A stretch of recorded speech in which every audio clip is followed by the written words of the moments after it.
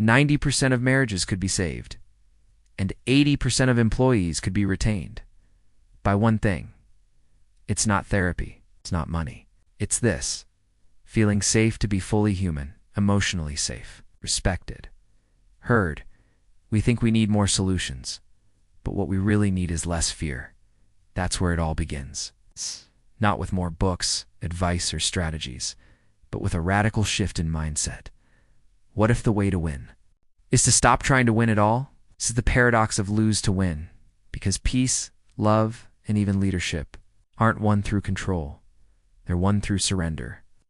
Through dropping the armor, through giving up the fight, not the connection. Evolution hardwired us for survival, and that includes defensiveness. The brain treats emotional threats like physical danger. An argument with your partner, a meeting with your boss. It's your amygdala. It's war. That's why we interrupt, shut down, lash out, withdraw. It's not personal, it's primitive. But here's the tragedy.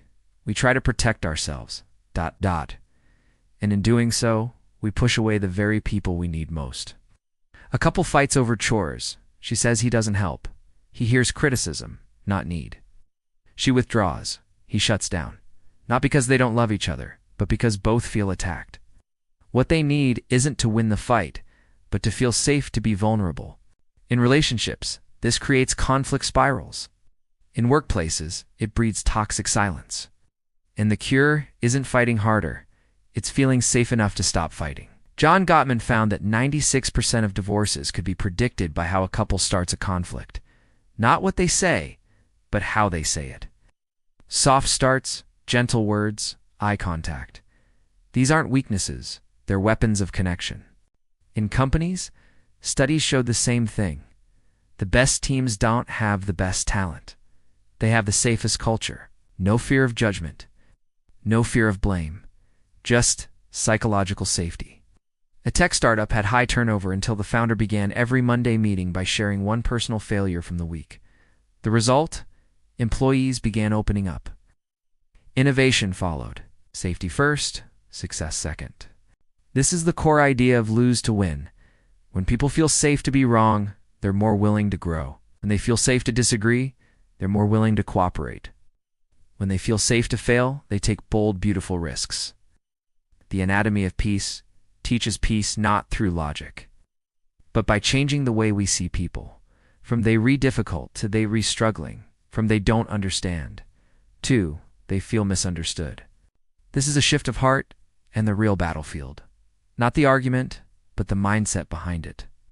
A manager who constantly clashed with a team member asked himself, "What's this person afraid of?" That single question transformed their dynamic. He stopped pushing, the employee opened up, the tension dissolved. Most conflict doesn't start with disagreement. It starts with dehumanization, turning people into objects, obstacles, enemies. But when we lose that mindset, that righteous posture, we win empathy, understanding, and connection. Or most people think vulnerability is weakness, surrender is defeat, control is strength. But science, therapy, leadership, and love all say the opposite. The first person to regulate their emotions in a conflict wins. The first to say, "Help me understand," wins. You're the one who apologizes first wins. Peace doesn't delay results. It accelerates them. Connection is faster than resistance. Understanding is faster than argument.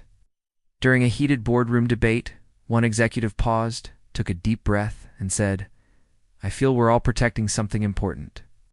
What if we stopped trying to be right and tried to be real?" That moment changed the entire tone of the meeting. This is why you lose. To win fast. People remember tone more than content. Conflict escalates when people feel unseen, not when they're disagreed with. People calm down 80% faster when they feel heard, not fixed. So next time you're in a fight, try this. Lower your voice, reflect back what they're saying, and say, "You're right that this matters." A teenage son slammed the door during an argument with his father, who instead of shouting back, knocked, entered softly and said, "You matter more to me than the issue? Want to talk?" The son broke into tears. Walls fall, breathing slows, eyes meet. You win not the argument, but the moment. Every time you defend your pride, refuse to listen, or need to prove yourself, you lose something bigger. relationship, trust, peace. But the moment you drop that ego, you invite vulnerability, and that's when real peace enters. A senior lawyer lost a big case and blamed junior staff, but after reflection returned saying, "That was my fault." The team rallied behind him stronger than ever. He lost his pride but gained loyalty. The ego wants to win today. Peace wants to win forever. We've all seen it. Stubborn parents, managers who double down, friends holding grudges. The cost is broken relationships, burned bridges, lost opportunities, exhausted hearts. When you cling to winning the moment, you often lose the bigger game. Trust and respect.